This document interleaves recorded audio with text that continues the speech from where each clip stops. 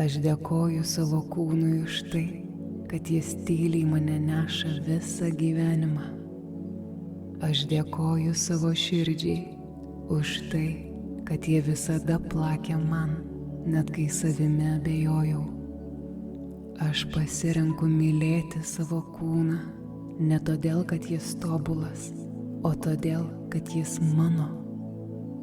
Mano vienintelis gyvas, kvėpuojantis namas, šventykla.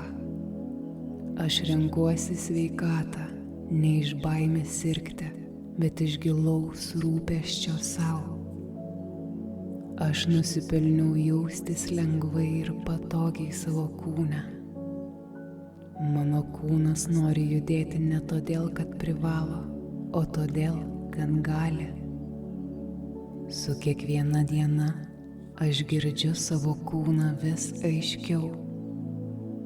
Aš jį gerbiu, aš jį myliu, aš leidžiu jam ilsėtis.